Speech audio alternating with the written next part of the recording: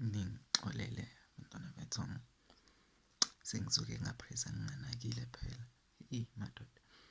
But njengoba bengisasho, you cannot just connect yabo nenzunza yakho kanjani, but bona noma Ahmed yabona sengiphisane nomqondo.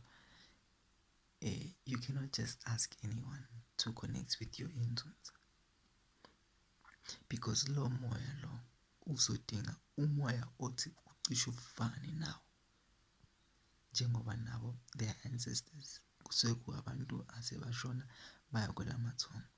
Nawo abantu abafuna ukukhuluma nawe kusuke kuwabantu abashona baya kwelamathongo. Ngakho-ke lowo muntu loyo can ask their ancestors to communicate with your ancestors so that they can relay a message to you. Nakuwo lo moya kuhamba kanjalo. Lo muntu nawo lo moya, and they are connected to lo moya. So the best thing they can do for you is connect with umoya wabo first things first, and then ask umoya wabo to please connect with umoya wako so that they can help you heal yourself. The best people who can heal, who can connect you with your inzunza, are people who have the same spirit, because they will not try and steal your things. They will not try and harm you. Angeke bese bezama ukukunqolisa, because nowabo umoya uzongcoliseka in the process and they might lose everything. Hence why they are the best people to help you. Lokho ukuthi kumele uhambe uyongena emanzini uduke isikhathi eside, that can happen to you. I don't know. Sihlukile singabantu, amasiko wethu ahlukile, inzunza zethu zehlukile. Ngakho-ke, I'm not going to speak on your behalf, but I am going to try and help you, if I may. Ngiyayicelela bakithi. But that is the best way to actually connect nalo moya, because lapho the message will be precise. Umoya uzokhuluma into eqondile, and if there needs to be herbs, there needs to be waters when to, there needs to be prayers when to, mhlambe kumele siye entabeni, kumele siye kuphi, the specific location, the time, the date will be exact, because umuntu okusizayo, they have the spirit. Ngakho-ke, they can listen to what the spirit is saying.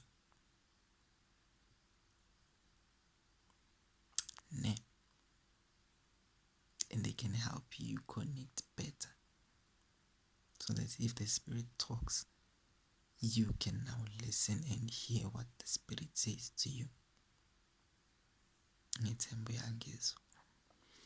But let's just go on a limb and say you don't find umuntu onawo lo moya lo. So what then? Do you just let it go? Do you just stop and do nothing about it? No. The basic answer is no. You don't just do that. So what do you do? Well,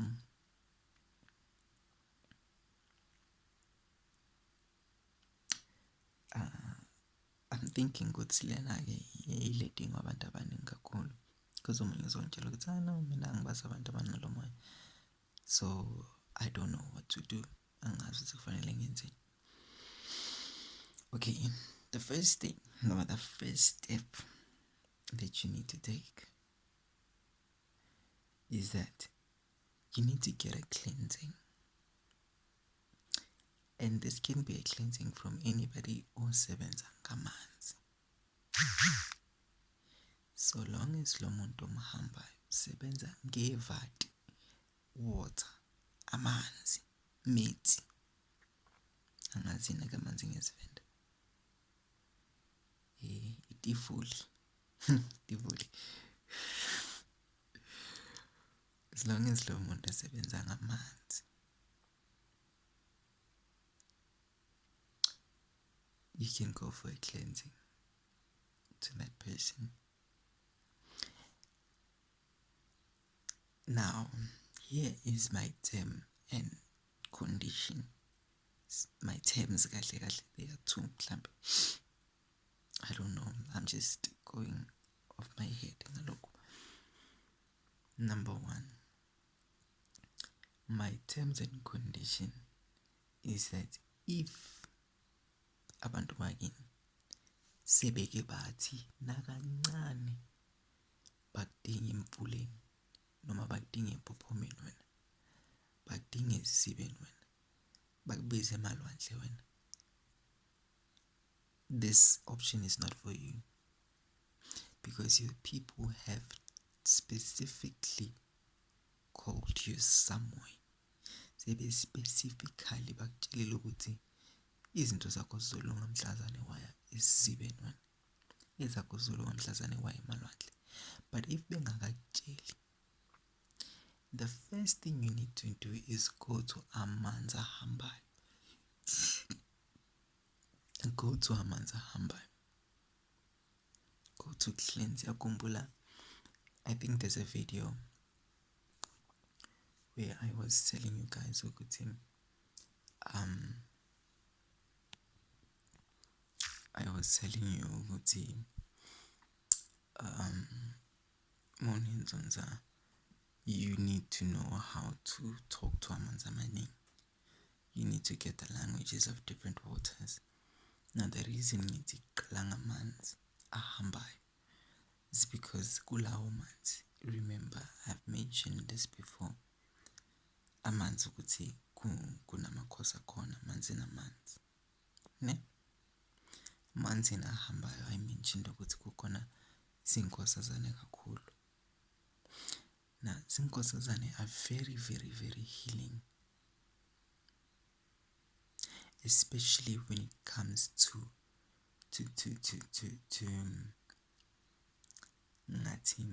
okay, I can say cleansing, but that's not the word I want to use. When it comes to renewing, yes, that's the word I'm looking for. When it comes to renewing your energy, zinkosazane are very very good at that,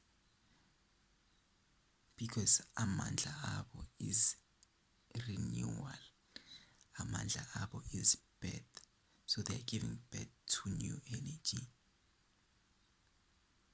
or restoring what was already there into its natural state.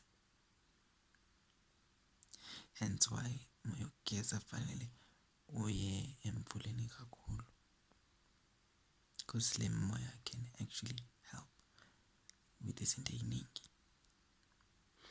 Now that's the first thing, right? The first term and condition is will.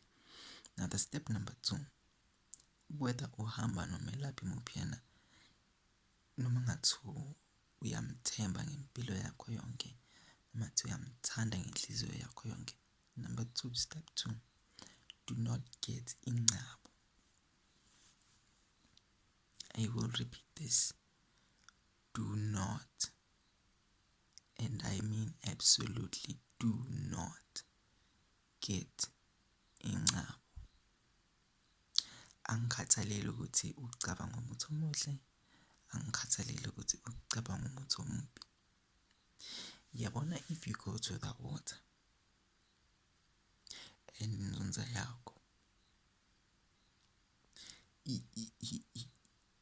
ikuthole kahle, noma lo muntu ukugezile ukuhlenzile, ukuhlenze kahle in the right manner, a few things are gonna happen to you. Understand? Either uzophuma kulawo manzi ushawa isiyezi, 2, uzophuma kulawo manzi ubhodla kube ngazathi ngathi ungaphalaza. If ubhodla kube ngathi ungaphalaza, it means kukhona ukungcola okuphakathi okufanele kuphume kuwena. Iyona into ekubambile, mhlawumbe unehliso or something like that, but khona ukungcola okukhona. If uphathwa isiyezi, bathi ushaywa yini, inzukulwane iyaqhamuka-ke lapho, iyasondela kakhulu, iza ngamandla. And especially if isiyezi sokushaya kube ngazathi usasemanzini noma uguqile phakathi emanzini, uzwe ngazathi khona into ekudonsayo ngemuva. Mase sokushaya emva kwalokho isiyezi, noma uvele ukhathale kakhulu, noma uvele ube nomdlandla omkhulu uma uphuma emanzini, kube khona into engathi yakudonsa ngemuva, ngathi uzomuka namanzi, ebese uma uphuma emanzini ushawa isiyezi.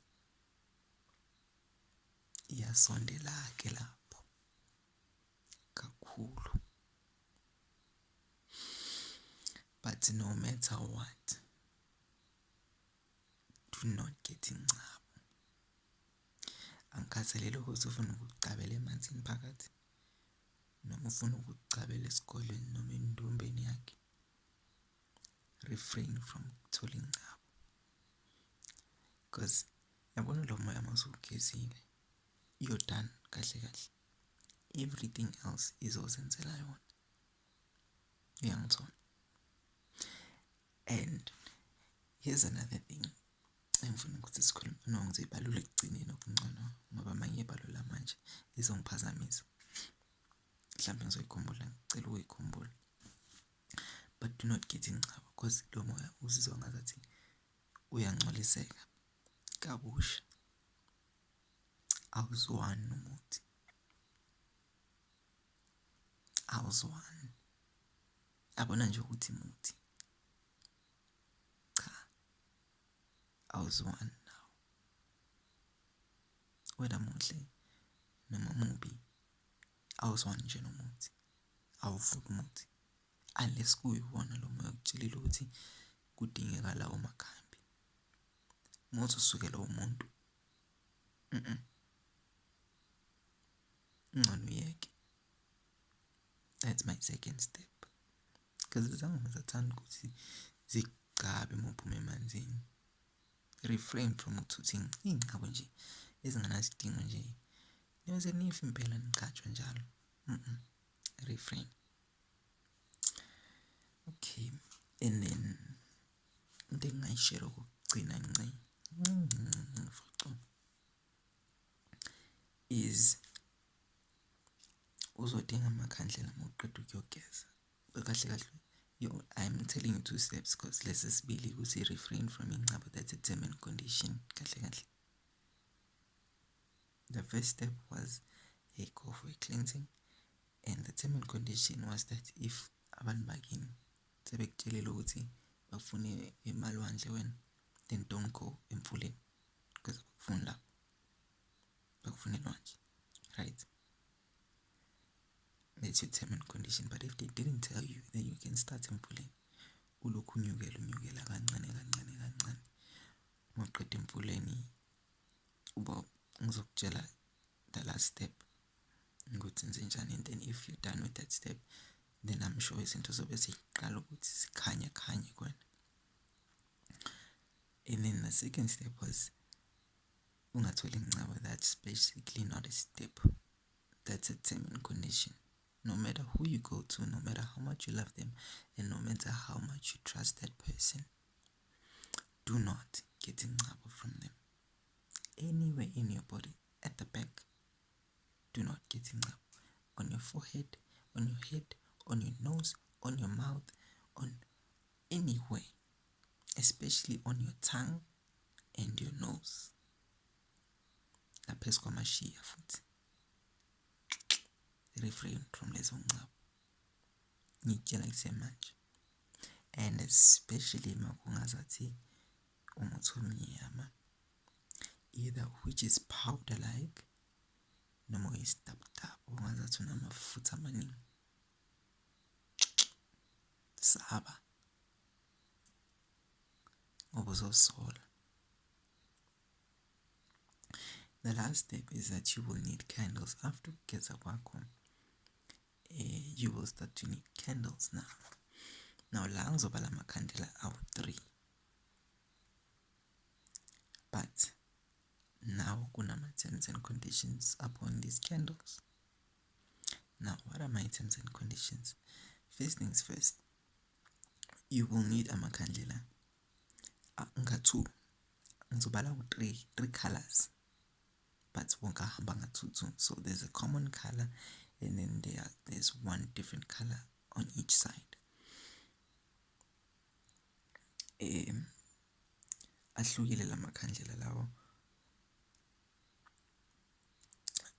Uzowadinga depending on your situation. Now, number 1, and this is important. If kunenkinga yokubangwa noma yombango okhona phezu kwakho,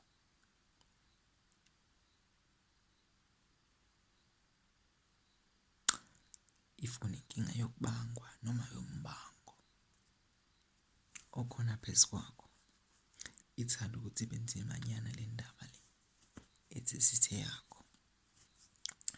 Kungani ngithi ithanda ukuthi ibe nzinyana? Kungoba iyabona mawunenzunza ungazondwa izwe lonke onke umuntu akusonde, but the people who love you the most abalele ngaleke lamathongo, because they see your worth, they see your potential, they see you for who you are, not how you appear in this world. But uba umakhothwa ngunina wena, yathandeka kubona. And no matter what happened with your father's side, they will love you. And if kukhona izinto ezenzeka ezimbi, noma izinto ezaphuma ekwangamele iphume, noma inkulumo ezakhulunywa ekwangamele ikhulunywe,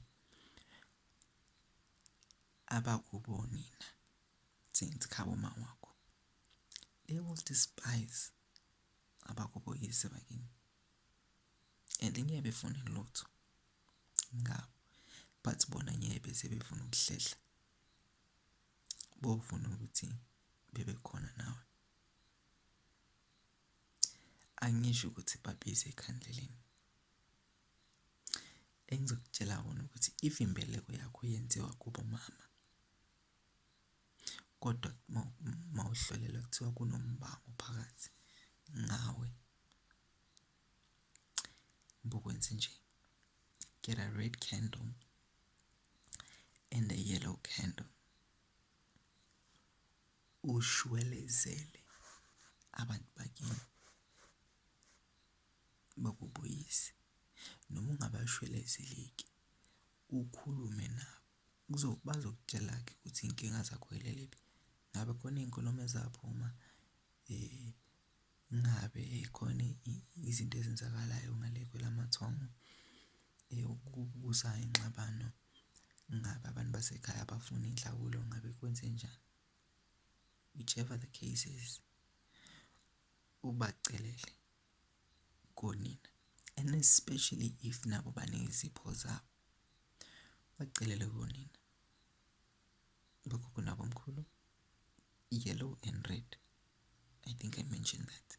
Bakho nabo mkhulu, ngiyacela phela bathakazele. Ukuthi uyamazi ugogo noma umkhulu ohamba naye, mbize ngegama, ngicela sondele phambili yena, ukhulume naye, usho ukuthi uyabacelela, usho ukuthi noma ngumntwana ngingazi okwenzeka phambilini, kepha ngithi mangihamba ebantwini kuphume iy'nkulumo ezithi edlozini kunina nakoyise kuba khona umbango ophezu kwesimo sempilo yami. Bakutshela ukuthi angazi abantu abadala ukuthi nibangani ngami, kodwa engikwaziyo mina ukuthi lo mbango okhona phezu kwempilo yami uyangivimbezela, ungibambele emuva, ngoba akukho lutho eqhubekayo eyaphambili.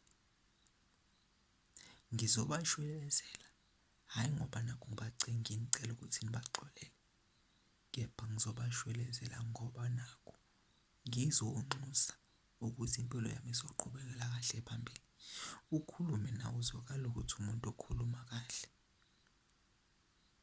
Ngiyangizwa ukhuluma ngathi ukhuluma nomuntu impela ophilayo, because bayaphila kwelamoya.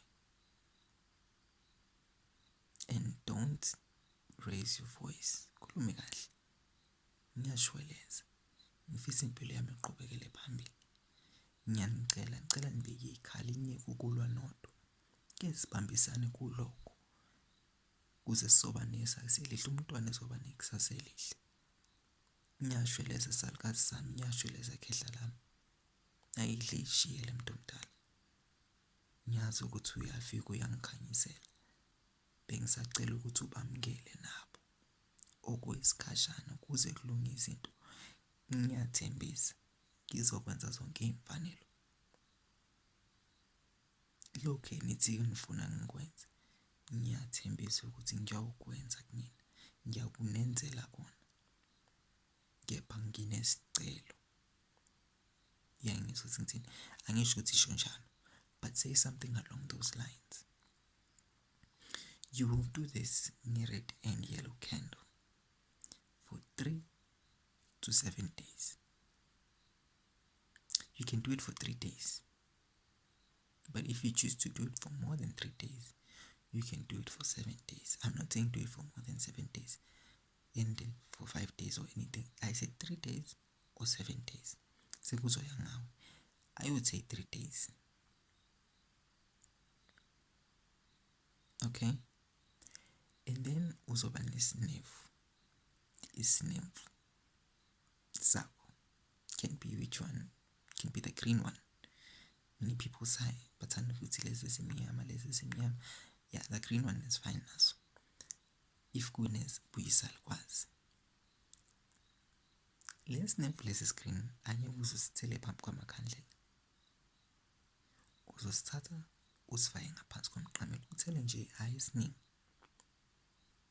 And here's another detail. Uzothi mawusuka emakhandleleni akho qeda kuthandaza, especially ebusuku ngo-12.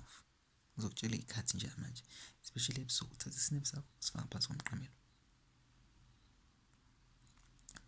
Awuyithinti ifone, you go straight to sleep. Straight to sleep. Awuthinti ifone, awenzi lutho. Mawuqeda ukukhuleka nje emakhandleleni akho, gibela empedeni, uthele isinepu sakho, ungene engubeni ulale. I guarantee you, they will visit you in your dreams. Might not work for you, but this works a lot more often than not. It might not work for you. And uzozwa ngathi sikunukela ebusuku noma uzozwa ngathi uyasibhema ebusuku. That's why it opens your eyes kahle and you wake up spiritually. Ingakho namaphupho athanda ukucaca uma usebenzisa isinemfu kanjalo. This is a trick nje engiyitshela yona. You can use it if you want, you don't have to use it, but this is a trick engiyitshela yona. So I said 3 to 7 days, either 3 days or 7 days. Uzokwenza lokho every day.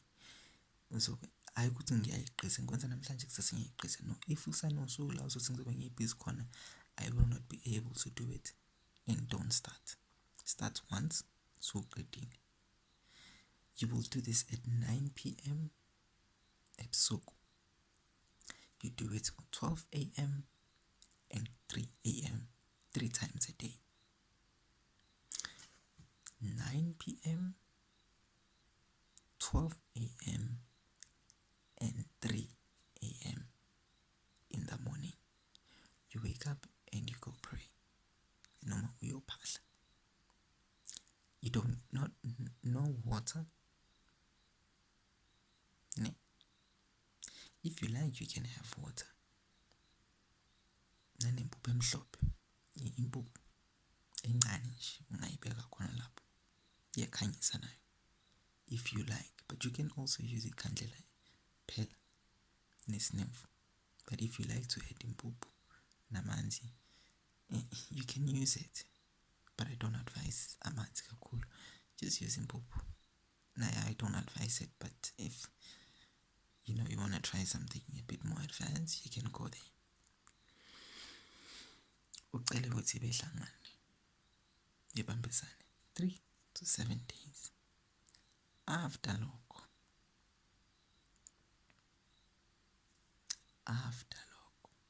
on the third day, if ucela ngosuku lesi-3, you let it burn out.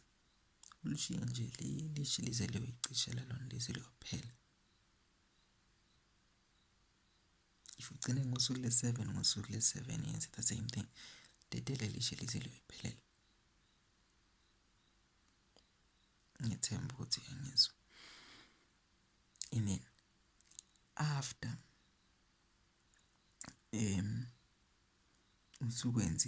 after you've pleaded with your ancestors and asking them to put their differences aside, because them fighting alone is messing your life up, you can now, if you get your answer, even if you don't get your answer yet, because at that time that you want them to answer you on. But what I will guarantee you is that bazobe beyizwile inkulumo yakho. Mawubangwa zidalwa. Do that. And then you need a white candle. After logo, you will need a white candle and a red candle. These are the candles. Isinemba usasebenzise kula makhandlela. No snuff, no nothing.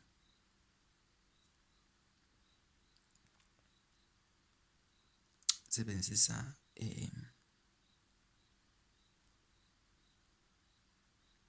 the red and white candle. You pray ngo-7 ntambama.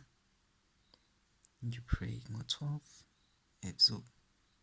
And then you pray ngo-3 a.m. 2 to 3 a.m. Between those times. You pray in the morning every day until azaphela. You can also use iwasho kenali. You can use iswasho senhlanhla. You can use iswasho sokuthandeka. You can use iswasho sokuclean igazi. You can use iswasho sovela abahleke. You can use any type of swasho that brings luck to you.